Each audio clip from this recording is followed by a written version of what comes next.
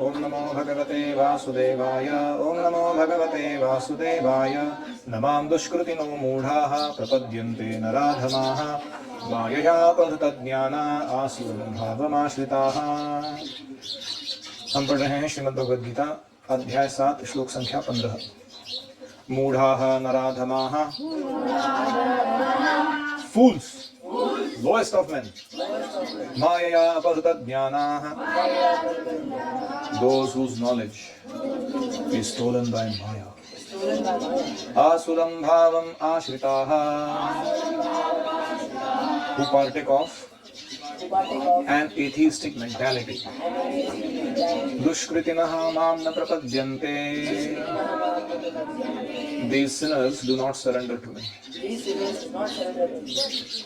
जो निपट मूर्ख है, जो मनुष्यों में अधम है, जिनका ज्ञान माया द्वारा हर लिया गया है, तथा जो असुरों की नास्तिक प्रकृति को धारण करने वाले हैं, ऐसे दुष्ट मेरी शरण ग्रहण नहीं करते। हरि ओम सहना भवतु सहनौ भुनक्तु सह वीर्यं करवावहै तेजस्विनावधीतमस्तु मा विद्विषावहै। ओम शांति शांति शांतिः। ओम अज्ञानतिमिरान्धस्य ज्ञानाञ्जनशलाकया चक्षुरुन्मीलितं येन तस्मै श्रीगुरवे नमः। जय श्री कृष्ण चैतन्य प्रभु नित्यानंद श्री अद्वैत गदाधर श्रीवासादि गौर भक्त वृंद। हरे कृष्णा कृष्णा कृष्णा हरे हरे, हरे राम राम राम हरे हरे। हरे कृष्णा। पिछले श्लोक में हमने देखा माम एव ये प्रपद्यन्ते मायामेताम तरन्ति ते। जो कृष्ण को शरणागत होता है वो माया से तर जा सकता है। तो प्रश्न उठता है कि surrender is so easy, why do pandits don't do it. इतने महान लोग बैठे हैं यहाँ इस दुनिया में, विद्वान, बहुत कुछ जानते हैं लाइफ के बारे में, वो ये करते क्यों नहीं है फिर, व्हाई डोंट दे सरेंडर। तो भगवान उनको 4 कैटेगरी में डिवाइड कर रहे हैं यहाँ पर। इनमें से कहीं ना कहीं दे विल कम। तो पहला कैटेगरी कौन सा है? मूढ़ा। मूढ़ा मतलब एनिमलिस्टिक ह्यूमन बींग्स, पशु तुल्य जीवन जीने वाले मनुष्य, विपाद पशु। फिर दूसरा कैटेगरी है नराधमाः। ये वो हैं जो थोड़ा प्रैक्टिस करके भक्ति को छोड़ देते हैं। उनको क्या कहा गया? नराधमा। गिव अप भक्ति आफ्टर लिटिल प्रैक्टिस, किसी प्रलोभन में आकर, किसी डर के कारण। नराधमा, क्योंकि उनको इतना बड़ा गिफ्ट दिया गया था, इतना भाग्य खुला था उनका, लेकिन उन्होंने उसको छोड़ दिया। देखो, कोई भिखारी है, उसको कोई पैसे नहीं मिल रहे, हम कहेंगे दुर्भाग्य है। कोई भिखारी है, उसको किसी ने मिलियन बिलियन डॉलर दे दिए और उसके बाद उसने वो खो दी, उसको क्या कहेंगे? वो दुर्भाग्य का हाइट हो गया ना, वो मिसफॉर्चून में। तो ऐसे ही नराधमा। फिर अगले हैं माया अपहृत ज्ञाना। ये वो लोग हैं जो थीइस्ट्स हैं, ईश्वरवादी हैं, but who think that Krishna's body is made up of Maya। Krishna का शरीर जो है वो भौतिक तत्वों से बना है, ऐसा मानते हैं। इनको क्या कहा गया है? माया अपहृत ज्ञाना। और फिर अगले वाले हैं आसुरम भावम आश्रिताः। ये कौन है? एथियस्ट्स, नास्तिक निरीश्वरवादी लोग, जो जानबूझ के, समझबूझ के भी they want to attack Krishna's form, like demons who wanted to kill Krishna। इनको क्या कहा गया है? आसुरम भावम आश्रिता। अभी प्रभुपाद जी का तात्पर्य जो है ना, इतना लंबा है और इतना रसपूर्ण है। प्रभुपाद जी एकदम एक्सप्रेसिव में आ गई है श्लोक सुनने के बाद कि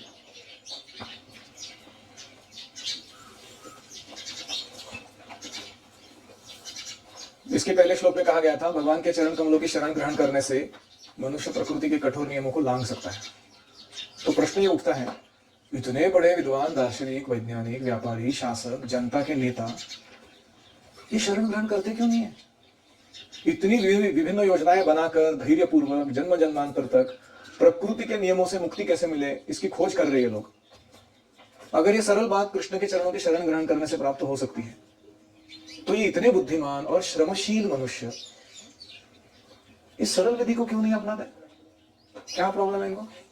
कृष्ण समझ में है? गीता इस उत्तर को अत्यंत स्पष्ट शब्दों में देती है। क्या कहती है गीता?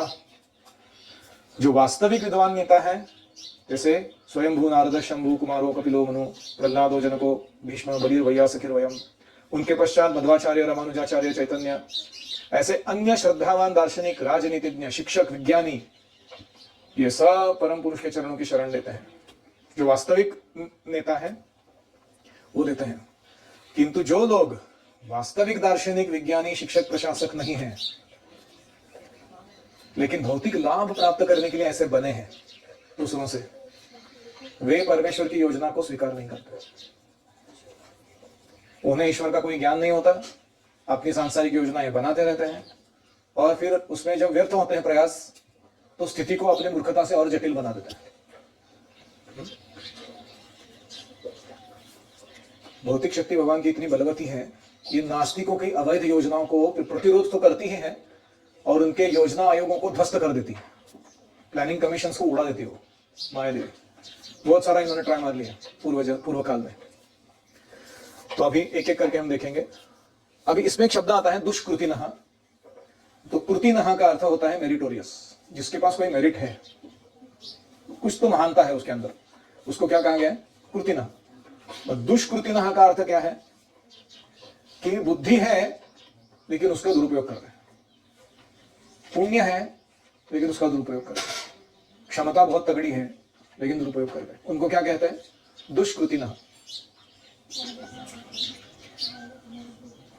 इनको दुष्कृति कहलाया गया है जिससे उनकी उल्टी बुद्धि या उल्टे प्रयास, जो बुद्धि और प्रयास जो है उल्टी दिशा की ओर हो रहे हैं, ये दिखाया जा रहा है इस शब्द से। तो प्रभुपाद जी उदाहरण देते हैं हिरण्यकशिपु और रावण का। They were the greatest philosophers, scientists, rulers and money minded people that ever existed. Administrators, rulers में एडमिनिस्ट्रेटर्स हो गए। तो ये जो है इनकी योजनाएं ध्वस्त हुई नहीं हुई। अगर ये टॉप मोस्ट मटेरियलिस्ट है और ये कहीं के नहीं रहे, तो हम क्या क्वालिटी के मटेरियल बना के दिखाएंगे अपने लाइफ में? हम इनकी तोड़ तो है नहीं।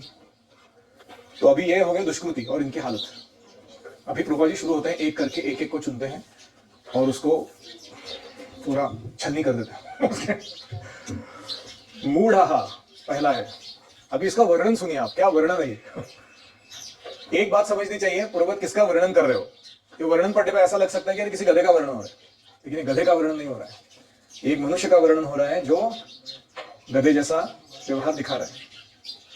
वे जो कठिन परिश्रम करने वाले भारवाही पशुओं की भांति निपट मूर्ख होते हैं, उनको यहाँ क्या कहा गया है? मूढ़।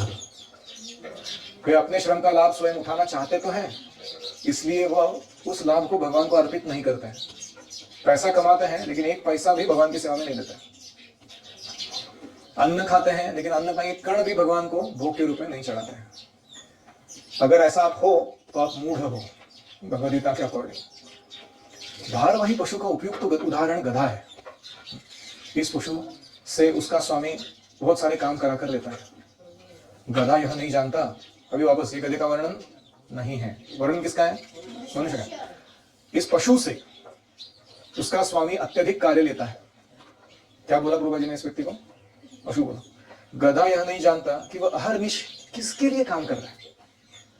घास से पेट भरकर संतुष्ट रहता है, अपने स्वामी के मार खाने के भय से केवल कुछ घंटे सोता है, और गधी से बार बार लात खाने के भय के बावजूद भी अपनी काम तृप्ति पूरा करता रहता है। कभी कभी गधा कविता करता है, दर्शन बघारता है, किंतु उसके रेकने से लोगों की शांति भंग होती है। ऐसी ही दशा उन सकाम कर्मियों की है जो यह नहीं जानते कि वे किसके लिए कर्म कर रहे हैं। वे यह नहीं जानते कि कर्म यज्ञ के लिए है। यज्ञार्थात कर्मणः अन्यत्र लोकोयम कर्म बंधनः 3.9 भगवद गीता। तो ये जो रेकना है ये क्या वर्णन है ये। जब भी वो पार्टी होती है ना इधर शाम कोंडा में, और लोग गाने बजा के नाच के दिखाते हैं, आज मेरे यार की शादी है, या हम भी अगर बच्चे होते नाम हमारा होता गबलू, बबलू, खाने को मिलते लड्डू, और दुनिया कहती हैप्पी बर्थडे टू यू। तो ये सब गाने जब मैं सुनता हूँ तो मुझे ये मूढ़ का जो परपोर्ट है वो याद आता है. All the movie songs typically that I hear often, it reminds me of this गधे का रेकना. वो गीत ऐसा लग रहा है मानो क्या गीत लिखा है, वाह वाह, क्या म्यूजिक दिया उसको, वाह वाह. लेकिन उसका कंटेंट क्या है? एक गधा गधी के लिए रेक रहा है. वो श्रीवल्ली सॉन्ग है, वो पुष्पा मूवी का बड़ा हिट हुआ था. टिपिकल गधा गधी के लिए रेक रहा है. या कोई गधा है जो अपना ए बिड्डा ए मेरा अड्डा. एक्चुअली उसमें और पशु में क्या फर्क है एग्जैक्टली? टेक्निकली वही बोला जाए तो कोई फर्क नहीं है. लेकिन इनको हीरो बना के ऐसा महिमा मंडन किया जा रहा है, लोगों के लिए ऐसा आइडियल प्रस्तुत किया जा रहा है, और सब बाकी गधे जो इसको देख रहे हैं वो सोच रहे हैं कि ये रियल लाइफ है. इसको कहते हैं मूढ़. फूलिशनेस में पीएचडी किया इन लोगों ने, गधेगिरी में, गाढ़वांची प्रगति. और इनका लाइफ तो कैसा है? थोड़ा घास खा के पेट संतुष्ट करता है, स्वामी के मार से लात खाने के भय के कारण कुछ घंटे ही सोता है. टिपिकल सॉफ्टवेयर इंजीनियर का लाइफ लग रहा है मेरे को. गधी से बार बार लात खाने के भय के बावजूद भी अपनी काम तृप्ति पूरा करता है. हाल ही में एक बड़ा कोई टेकी हो था, उसने आत्महत्या कर दी. उसकी पत्नी ने बहुत हरास किया उसको पैसे के लिए. ऐसे बात तो दुखद है, लेकिन सीखने लायक बात यह है कि छोटी सी काम तृप्ति के लिए व्यक्ति को कितना रिस्क उठाना चाहिए लाइफ में. अपनी जान तक गंवानी चाहिए, वो भी किसी फालतू कारण के लिए. भगवान के लिए जान देने के लिए तैयार नहीं है लोग, लेकिन ऐसे चवन्नी जैसे लोगों की तरफ अपना आसरा लगाकर अपने जीवन को ध्वस्त कर लेने के लिए तैयार है. ऐसे लोग जो अपने द्वारा उत्पन्न कर्मों के भार से दबे रहते हैं, उनको अगर कहा जाए कि थोड़ा अमरता के विषय में सुनिए, हाउ टू बिकम डेथलेस, इसके बारे में सुनो, तो वो क्या कहते हैं कि अरे नश्वर भौतिक जीवन का जो लाभ है वही सब कुछ है, इसको एंजॉय करो तुम. क्या ये मृत्यु के पश्चात की बातें लेके बैठे हो तुम? अगर हम अपने श्रम का फल आंशिक रूप से भी भोग रहे हैं तो हम खुश हैं. कभी कभी भौतिक लाभ के लिए वे रात दिन नहीं सोते, भले ही उसके आमाशय में व्रण हो जाए या उसे अपच हो जाए. इतना डिटेल में वर्णन. आमाशय मतलब क्या है? आंतड़ी. माउथ अल्सर्स एंड इंटेस्टाइन के अंदर अल्सर्स हो गए उसको, ठीक से सो नहीं रहा, ठीक से खा नहीं रहा. आपको याद है एक लड़का आया था बीच में, थोड़ा पागल जैसा. उसके घर वाले बता रहे थे, आपके ही कोई रिलेटिव्स थे वो कि ये पहले अच्छा काम कर रहा था किसी कंपनी में, लेकिन नाइट शिफ्ट था इसका, और कहीं बाहर के लड़कों के साथ रह रहा था हॉस्टल में. लेकिन इसका प्रॉब्लम ये हुआ कि रात भर सोता नहीं था और दिन में ये मोबाइल लेके बैठा रहता था अपने मित्रों के कारण या जो भी है, और खाना ठीक से नहीं खाता था. तो धीरे धीरे वो पागल हो गया. He went really mad. वो भी उसको कुछ समझ भी नहीं आ रहा जीवन में क्या चल रहा है उसके. और अभी माता पिता आके उनको हमारे साथ लगा रहे, बोले कि प्लीज इसको आशीर्वाद दीजिए, कुछ तो हो जाए, इसका अच्छा हो जाए. This is a classic example. आमाशय में व्रण हो जाए, चाहे अपच हो जाए, बिना खाए ही संतुष्ट रहते हैं वो लोग. कुछ लोग हैं, मैंने देखा है, सिर्फ चाय या कॉफी पीते हैं सुबह, दैट इज देयर ब्रेकफास्ट, और उसके बाद काम पे निकल जाते हैं. कद्दा मेहनत करते हैं, उसके एंड में कभी तो दोपहर कुछ खाना खा लेंगे वो, and they feel very proud about it कि मैं ऐसा कर्मी हूं, मैं क्वालिफाइड. अपने मायामय स्वामियों के लाभ हेतु अहर्निश काम में व्यस्त रहते हैं. इल्यूजरी मास्टर्स प्रभुपाद बोल रहे हैं उनको. इनके स्वामी कौन है? हाँ, ये जो GAFA, Google, Apple, Facebook, Amazon, this are कौन? मायामय स्वामी, इल्यूजरी मास्टर्स. इनके बिजनेस के प्रॉफिट को बढ़ाने के लिए ये लोग काम कर रहे हैं, गधे जैसा अहर्निश कर रहे हैं वो भी काम, लेकिन अपने असली स्वामी से अनभिज्ञ रह रहे हैं. वास्तविक जो मास्टर है हमारे भगवान, उनके प्रति इनको कुछ नहीं.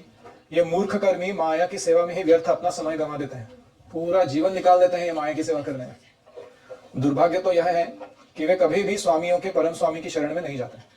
ये सारे छोटे मोटे जो स्वामी दिख रहे हैं, उनके जो बॉस है, उनकी शरण में नहीं जाते. नहीं वे सही व्यक्ति से इस विषय में कुछ सुनना चाहते हैं. उनको बुलाया जाए, थोड़ा आइए बैठिए क्लास में, थोड़ा सुनिए अपने जीवन के बारे में, भगवान के बारे में. टाइम नहीं है. जो सूकर विष्ठा खाता है वह चीनी और घी से बनाई मिठाइयों की परवाह नहीं करता. इसको बोला जा रहा है जो व्यक्ति कथा में बैठ के सुनना नहीं चाहता, उसके बारे में बोला जा रहा है. जो डुक्कर है उसको क्या टट्टी खाना है, उसको बोला जाए हलवा खिलाऊंगा तेरे को तो बोलता है टेस्ट नहीं आता मेरे को इसमें। तो भौतिक कार्य में इसको इतना रुचि आता है, लेकिन भगवान के बारे में श्रवण करने में बिल्कुल रुचि नहीं आता। इसी प्रकार मूर्ख कर्मी इस नश्वर जगत के इंद्रियों को सुख देने वाले समाचारों को निरंतर सुनता रहता है। News is a very typical waste of time. लोग घंटों बिता रहे हैं उसमें, रात रात तक जग जग कर देखते रहते हैं पागल जैसा। दुनिया में इधर ये हुआ, उधर वो हुआ, उधर वो हुआ। अरे छोड़ो दुनिया, एक दिन तुम मरने वाले हो खुद, उसके बारे में तुम क्या कर रहे हो। किंतु संसार को गतिशील बनाने वाली शाश्वत जीवित शक्ति जो हमारा प्राण देने वाले भगवान है, उसके विषय में तनिक सुनने के लिए इनके पास समय नहीं होता। तो क्या वर्णन दिया प्रभुपाद जी ने मूड का। What a graphic description. Graphic मतलब समझ रहे हैं आप, पूरा चित्र खड़ा करके सामने रखा है कि 99.99% पॉपुलेशन इस दुनिया का इस तरीके का। और प्रभुपाद जी जब ऐसे लिख रहे हैं तो ऐसा नहीं कि वो गर्व के कारण सिर्फ डांट लगा रहे हैं। एक्चुअली प्रभुपाद जी की अनुकंपा है, उनके हृदय से करुणा बह रही है उनकी हालत देखकर ऐसे लोगों की, कि कैसे तुम जी रहे हो ये, how can you maintain such a life. So we should feel the acharya's pain in the purports that they write. It's not just an intellectual exercise. वो कोई ऐसा तात्विक विचार प्रस्तुत करने के लिए प्रभुपाद नहीं लिख रहे। वो उनके हृदय में ये है तड़मड़, ये व्यक्ति बदलना चाहिए, इसका जीवन सुधरना चाहिए, उस कारण ही लिख पा रहे हो। तो मूड का वर्णन बताइए, बोलो।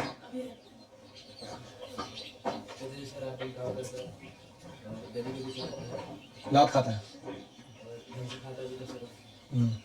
स्वामी को संतुष्ट करने के लिए वो कौन सा श्लोक है अंकुर माला का? You are not worshipping the best master, but you are wasting your time with lower category of masters.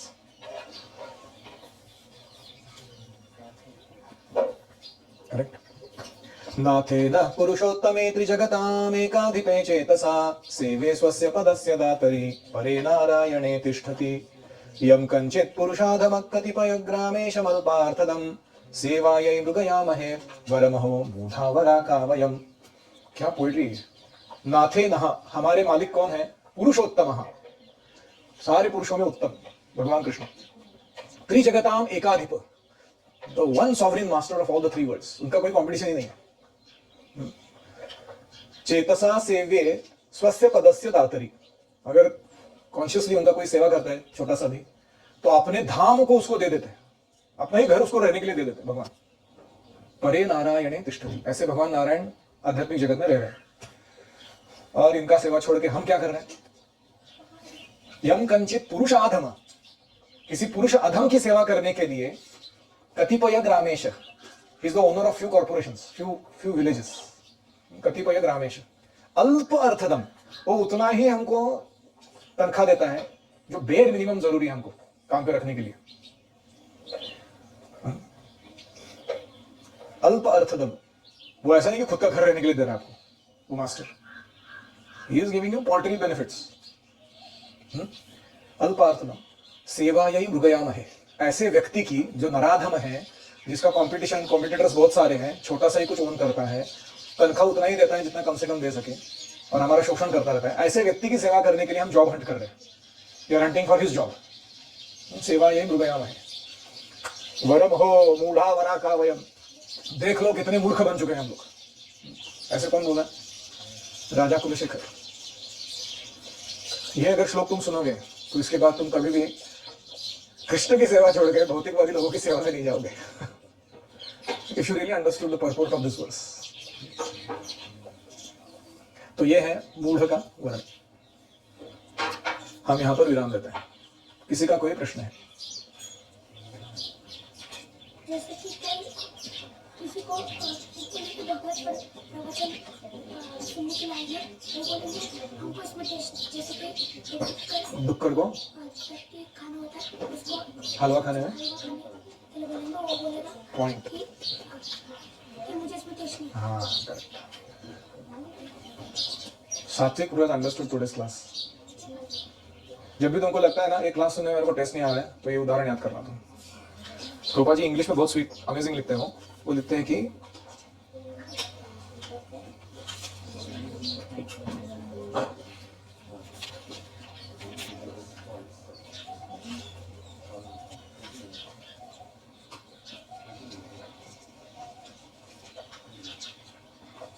The swine who eat the night soil do not care to accept sweetmeats made up of sugar and ghee.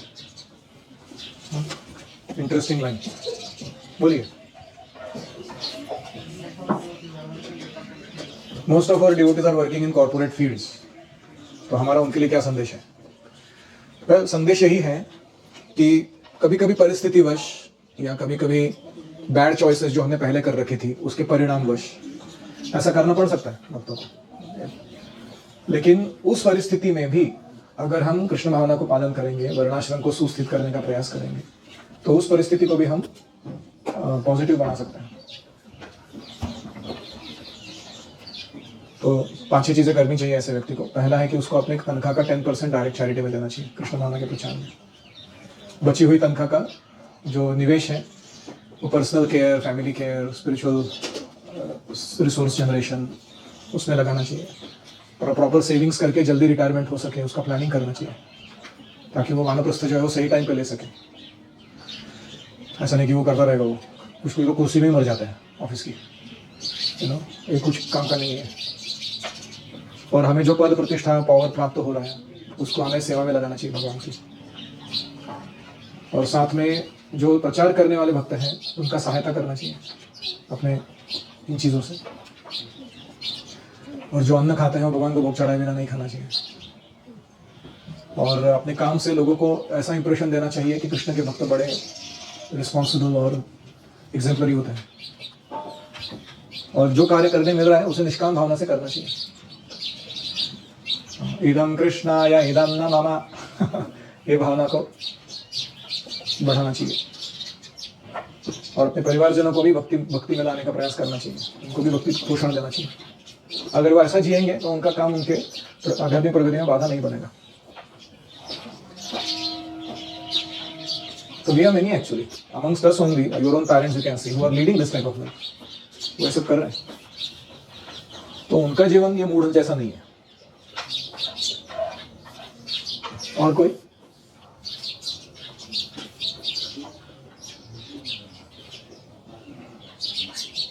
लेकिन तुम्हारे पास choice है. उनका तो जो हो गया. तुम ये नहीं कह सकते कि क्या गुरु जी करना पड़ रहा है, ऐसा नहीं है. You have choice now. तुम अभी जो गुरुकुल का ट्रेनिंग मिल रहा है उसको कितना सीरियसली लोगे, उसके आधार पर अपना योजनाबद्ध जीवन कैसे जीवोगे आगे, और उसके लिए क्या what reality will you manifest around you, वो अभी भी तुम्हारे हाथ में है. तुम्हारे पास एक्सक्यूज नहीं है जो तुम्हारे पेरेंट्स दे सकते कि क्या करे, करना पड़ रहा है. Use it nicely. तूच आहेस तुझ्या जीवनाचा शिल्पकार. और कोई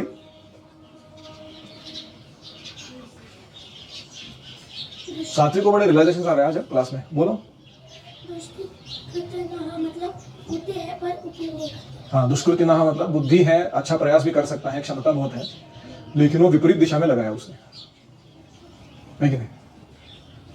जैसे हमारे योगेश प्रभु बता रहे थे, उनके क्लास में 2 लड़के हैं, बुद्धिमान है दोनों में, लेकिन उनके एक दूसरे के साथ जो चर्चा करते हैं ना वो इतना लो क्वालिटी रहता है. वो ऐसा लग रहा है कि 2-4 कुत्ते बात कर रहे हो एक दूसरे के साथ. It's surprising actually. Even after getting so much powerful spiritual input, उनका चेतना जो है ना अभी भी उधर ही अटका हुआ है, डुक्कर और कुत्ते के लेवल पे. It doesn't go beyond to think higher.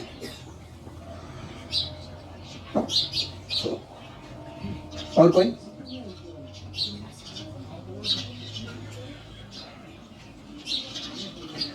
मैंने जब ये वर्णन पढ़ा था ना, that day I decided I will not work under anybody other than Krishna and Guru. बहुत इंपॉर्टेंट है ये बात. और ये संभव है, हमको डराया धमकाया जाएगा, प्रलोभन दिया जाएगा, लेकिन ये ऐसा जरूरी नहीं है कि हम उसको उस ऑप्शन को जो कल ही दे रहा है उसको स्वीकार करें. We all can try our best to at least create a facility where spiritual life is unhampered, and we don't have to work under bad masters.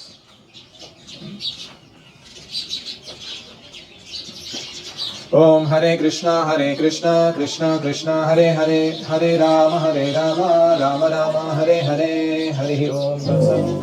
Shrimad Bhagavad Gita की जय. श्री प्रभुपाद की जय.